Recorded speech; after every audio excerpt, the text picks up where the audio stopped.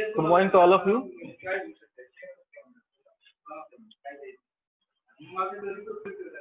So first of all, we have to be discuss what we have discussed in the last lecture.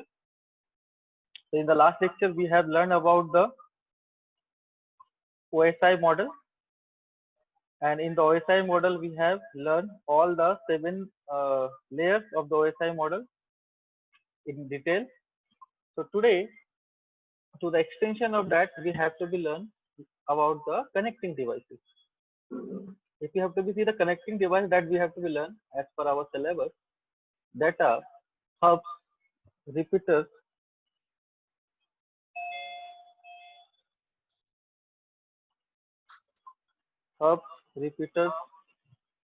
switches, bridge, and routers. Okay.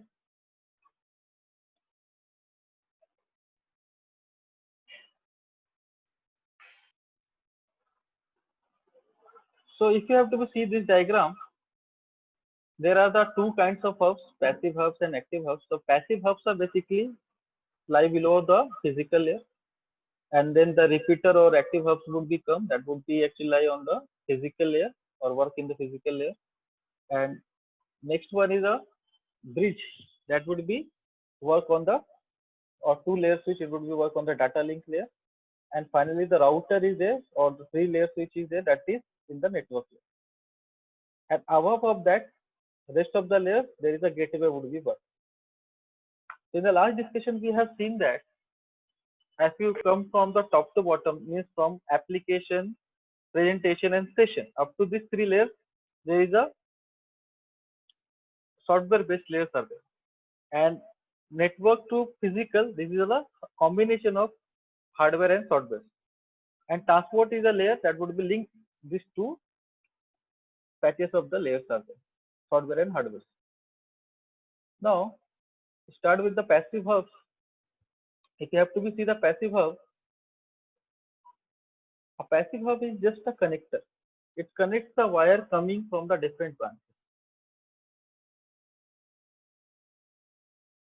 So, in which what kind of branches? In the start topology of the Ethernet LAN, a passive hub is just a point where the signals coming from the different stations and collide. So, hub is the collision point. If you have to see, the hub is a collision point. And this type of hub is a part of media. Its location in the internet model is below the physical layer. There is no intelligence in the hub. It does not identify that from which particular segment the information is coming. Okay, and to whom it has to be passed. It is just like a connector. Incoming signals would be collide here, and it would be passed to the other end of the connection. So that is passive hubs. Now come to the physical repeaters. If you have to see the repeaters is a device that is basically operates in the physical layer. Signals that carry the information within the network can travel a fixed distance before the attenuation endangers the integrity of the data. So repeater is a device basically used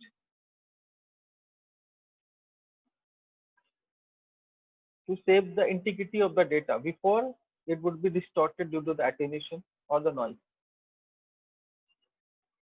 So a receiver receives a signal before it becomes too weak or corrupted and regenerates the original bit pattern. And then the repeater sends the refreshed signal. Okay, so it would be receive the signal when it would be become very weak. Before it would be receive the signal and regenerate the original bit pattern. So through the diagram, you can also understood this. There is a one of the diagram where I have to be show a repeater is basically used in the physical layer, as well as it would be used to connect the two segments of a LAN. It does not connect two different LANs. It would be connect the two segments of the same LAN. So here in the diagram, you can easily see there. This repeater is used here to connect the two segments of the LAN, and repeater forwards every frame from incoming segment to the outgoing segment. It does not have any filtering capability.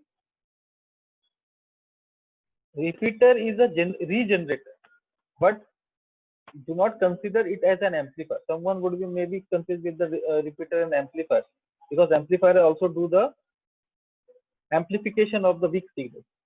But here it would be only regenerate the refresh signal. Before it would be completely corrupted. If you have to be see the repeaters, so in this diagram the idea would be more clear. Suppose there is a corrupted signal is there.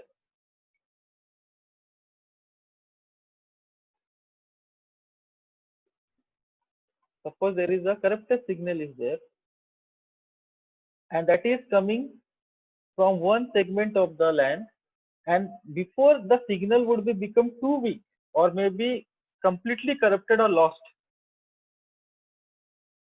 this repeater would be regenerate the original bit pattern and transmit to the destination. Similarly, in the second diagram also the same thing has been shown. So this is the main feature of the repeater, to regenerate the original bit pattern. Before it would be become too much weak or not able to recover, it would be start the regeneration of the signal. And basically it is working in the physical layer of the OSI model. Now come to the another kind of hub that is work in the physical, that is active hub. So what is the active hub is there? Active hub is actually a multi-part repeater. It is normally used to create connections between the stations in a physical star topology. Okay, it is a multi-part repeater. It would be work similarly to the repeater, but it is a multi-part repeater. So if you have to be see the example of the active hubs are, so one of the example is 10BASE-T that would be used in the some Ethernet implementation. But this hub having some limitation. With this hub, we can only address up to the maximum 100 meter length. But by using some methods, the method like hierarchical use of this hub can also sort out the problems of the length limitation. Okay. So if you have to be seen in this slide, I have shown the diagram how to use the hub, active hub as a hierarchical orientation of hierarchy. So here you can see that there is a hub that would be further connected with the other hubs, active hubs, and then hubs are connected to the multiple ports of the computer. So if you would be used in this hierarchy, the active hub in this such a hierarchy, you can overcome the length limitation. Okay, and you can use these hubs for the longer distance, more than the 100 meters. So these are the some methods generally used in the networking to resolve the problems. Now we have seen the passive hubs, we have seen the repeaters and the active hubs. Now we have to come to the one layer above. There is some limitations and features are mentioned in this particular slide. If you have to be see here, this is the not the limitation of hub only, but also for the repeaters as well. So what are this? It cannot link unlike segments. Means repeaters or hubs can't be used to connect the segments of two different LANs. It should be coming out from the same LAN. So it would only link the similar kind of segment. Second one is the limitation, it cannot able to join the segments with a different access method. So all the segments should be using the similar access method. So we know the some access methods like CSMA, carrier sense multiple access, collision detection, CSMA, CA, like this, or token passing. So it can't be able to join this kind of different segments. Only similar kind of segments it will be able to join. It has also a limitation that it can't be able to isolate the weak signal and the good signal. It can't be able to filter out the corrupted signals from the actual signal or message signal. So these are the some limitations. But it can be able to connect the different types of media. This is one of the feature of this hub and repeaters, and it is the most economic way of expanding the network. So these are the two features, and there are some limitations also. To overcome these limitations, we have to be moved to the next kind of the device, and that is called as bridges.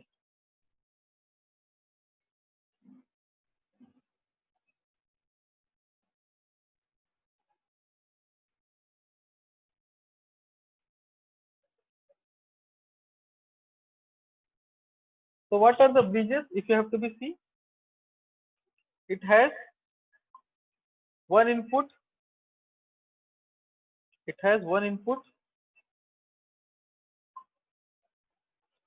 and one output.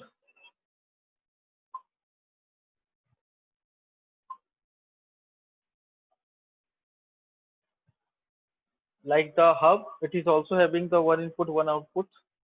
Then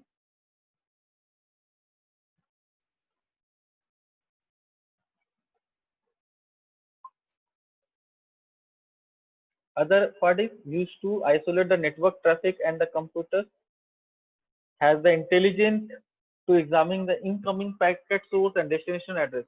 This feature is not available in the hubs and the repeaters. This is included only in the bridges. It is able to, it is too much intelligent so that it would be identify which packet is coming from the source, which packet is going to the destination address. Okay, so that's why bridges are able to overcome the problem of the hubs. But also it has some limitation that it cannot interpret the higher level information, means the information coming out from the upper layer. Now we have to see how this bridge works. If you have to see how this bridge works. So bridges works at media access control sublayer of OSI model. Bridges works at media access control of OSI model. So now you can see here in this particular example, there is a two segments are shown, and each segment having some a MAC address. Okay, physical address are there. And if you have to be see, it is actually in the data link layer. We are bridges are work in the data link layer, so it would use the MAC addresses to identify the sender and receiver. And in between, we have to be use a bridge. Okay, so bridge would be use a routing table to decide the information who is the sender and who is the receiver. So if this would be use the routing table to send and receive the messages. If the destination address is same in the routing table, if the destination address is same in the same segment as the source address, so it would be stop the transmission. So when we have to be transmit the signal from source to destination using the bridge, so sending and receiving address should be different. Otherwise, what happens? It would be stop the transmission. Okay. Suppose some message is coming from the segment 1 and it is having this MAC address. The last digits are 133456. And in the routing table, it would be first observe that where it has to be delivered. And at the exit point, it would be also see the same address as the sending address. So it would be drop the message. It does not deliver it because both are the same.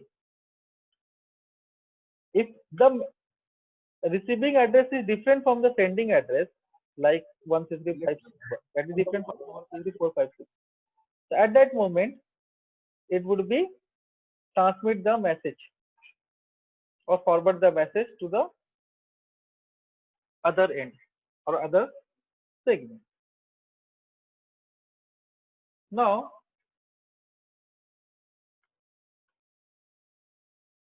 I think the idea of the bridge is little bit clear. Now we have to be see. So one more example or one more diagram. Here you can see that in the case of hubs, it is limitation to connect the two segments of same length. But in the case of bridge, this is connect the two different lengths. So when the issue of the two bridge connecting the two different lengths, you can see here two different lengths are there, and here we have to be see there is a 1 and 2. These are two ports are there in the data link layer or in this particular table, and this is the routing table or bridge table, you can say. Instead of routing table, you can say this is a bridge table. So here you can see that there is a first LAN that is having the MAC address. I am only taking the last digit and first digit, starting from the 71 and end to the 41, and second one is the 71 and end with the 42. In the LAN 1, these are the address. When you have to be come to the LAN 2, that is having the address MAC address 64, starting from 64 and end to the 12, and 64 and to the 30. So very simple example. Suppose a sender from the LAN 1 want to send the message to the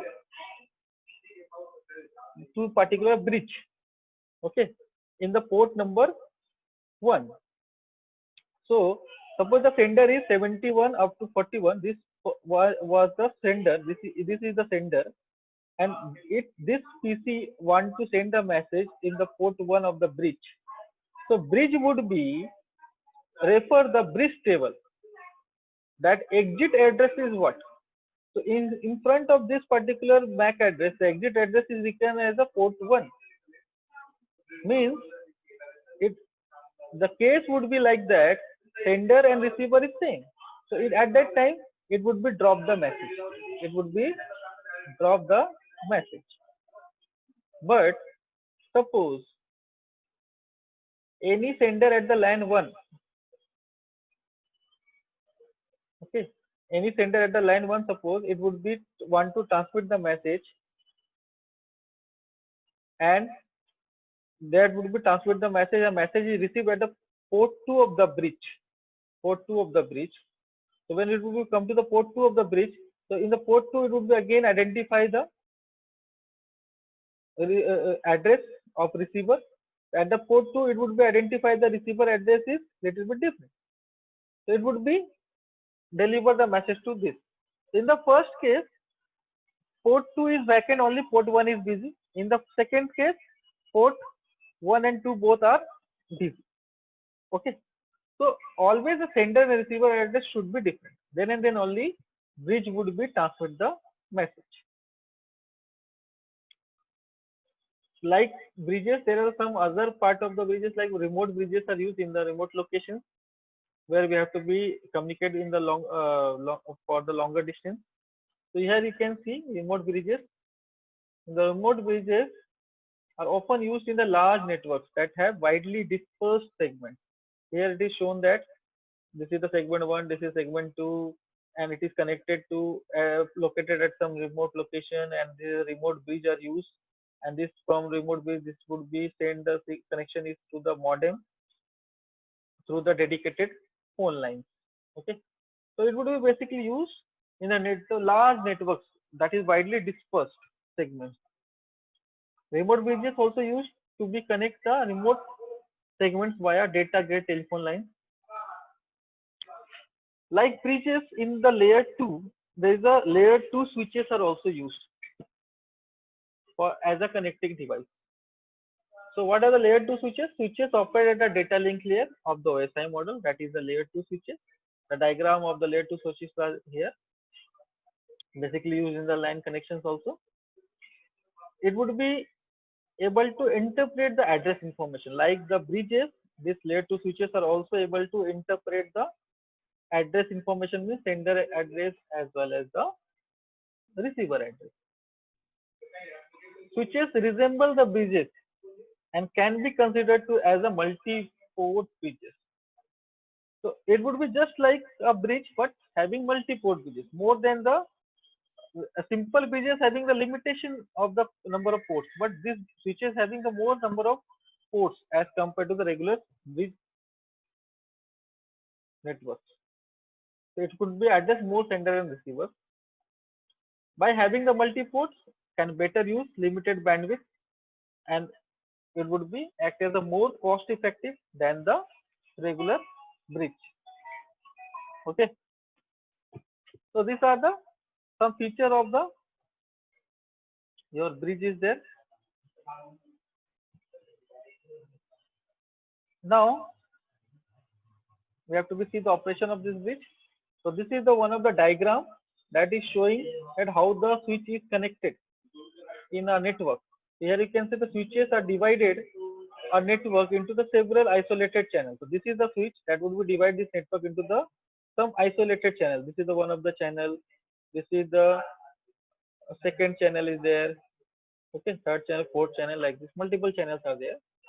So packet sending from one channel, packet sending from one channel will not go to another if not specified. Suppose you have to transmit from this channel to this channel, and you have not mentioned the address of sender and receiver, so this would be not switched or not sent to destination.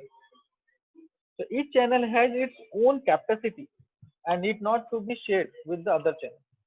So here also the capacities has shown, each channel having the capacity like 3.3 Mbps, 10 Mbps, like this. Okay. So in this way your switches work. Address should be mentioned. It is very much compulsory. So what are the advantages of the switches? Switches divide a network into several isolated channels. It reduces the second one is it reduces the possibility of the collision. Collision only occurs when two devices try to get access one channel. Means if the two different devices are trying to access the same channel, then a chances of collision could be there. And if the collision occurs, the information would be lost. So what is the solution for this? That is also possible with the switches, two-layer switches, layer 2 switches. It would be solved by the buffering. So suppose two different devices try to access one same channel, so switches would be put up on hold by buffering then one of the devices, and other device would be able to pass their message.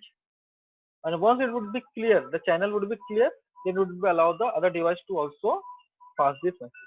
And we have also faced the problem of the buffering during the internet connection as well. This is the main reason. Third one is the advantages. Each channel has its own network capacity. That's why the switches could be used in the real-time applications like video conferencing or video lecture that I am taking. But switches are basically isolated, and so it would be provide more security of the data. Data would be only go to the destination address, not to the other destinations. So switches are a more secure device as compared to the hubs and bridges. But apart from these advantages, switches having some limitations as well. So what are the limitations? We have to be see. The limitations are,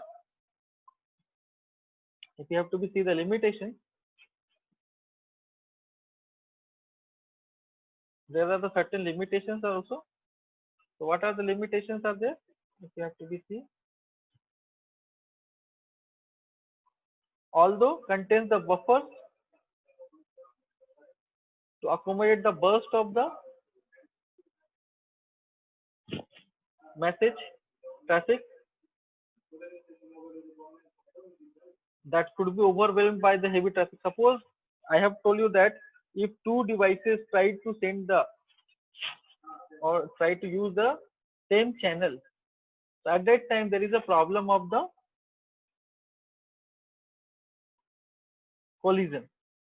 So for that purpose, what they do, the switches would be keep hold of one of the device in buffering mode and other would be allowed to pass. And when the channel would be clear, then other second device would be able to send their message.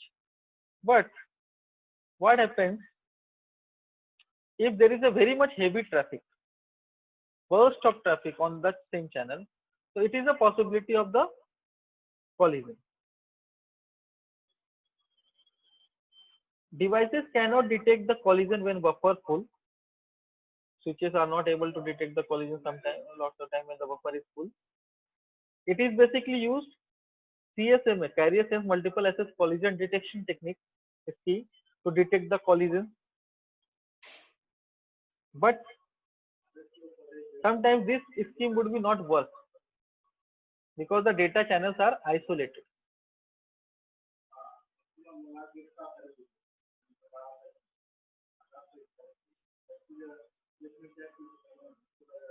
Okay. Some higher level protocols do not detect the error, like UDP, user datagram protocol. We have learned already this protocol that is basically used for video buffering. Those data packets are continuously pumped to the switch and introduce more problems. That would be also not delivered. Now we have to come to the next connecting device, that is called the router.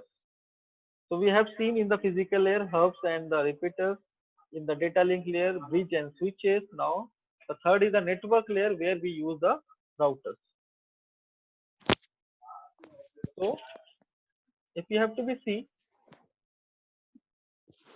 because of the limitation of the layer 2 switches, we would be use a routers.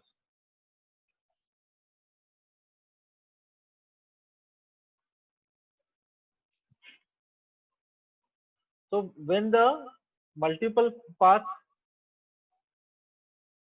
are used, there is some limitation of the layer 2 switches. So here we would be use a router to overcome this. Routers are basically used in the network layer. So obviously it would be use a logical address or means IP address of the packets. And to identify the sender and receiver, it would be use the routing tables to determine the best path for delivery of the packet. So here you can also see in this particular case, this is the diagram. Suppose A is the sender and H is the receiver. Here you have this destination is H, and you have to be send the packet, data packet to the H. So this route through the routers, that in that case, it would be identify the best possible path. And it which is the method? What is the method to identify this? Using the routing table. So in the routing table, it is mentioned that to reach the H through the B, we have to be cross the 2 hops or 2 nodes. And if you have to be follow the path through F, you have to be use the 4 nodes. So obviously through the B, there are less number of hops are there. So this is the best suitable path. So it would be follow this path A, B, H for delivering of the data packet. Now we have to see how the router works. So as the packets are passed from router to router, data link layers, source and destination address are stripped off, and then it would be recreated. It does not use the MAC address here. Here it would be now use a IP address. Enable the router to route a packet from a TCP IP or Ethernet network to a TCP IP token ring network. Only the packet with the known network address would be passed. That's why it would be reduce the traffic in the network. Routers can listen to a network and identify its busiest path. We'll select the most cost-effective path for the transmitting the packet. So these are the some way or features you can say the how the router works. It would always search the best and cost-effective path for transmission of the data packet. Okay. Now we have to see how the routing table is formed and how the packet would be delivered. Same example here is shown there. Routing table is formed based on the communication between the routers using the routing protocol.